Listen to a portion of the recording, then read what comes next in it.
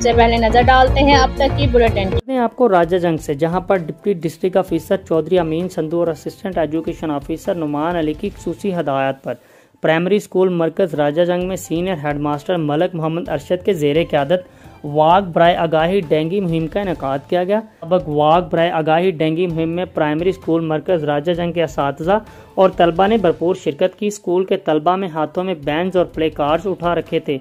सहाफ़ियों से गुफ्तगू करते हुए सीनियर हेडमास्टर प्राइमरी स्कूल मरकज राजा जंग मलक मोहम्मद अरशद ने कहा, आज की वाक का मकसद अवामुन नास को डेंगू वायरस के मुतल्लक आगाह करना है ताकि शहरी इस खतरा वायरस से महफूज हो सके। इंशाल्लाह वो दिन दूर नहीं जब हमारा मुआशरा इस खतरनाक जानलेवा वायरस से मुकम्मल छुटकारा हासिल कर लेगा।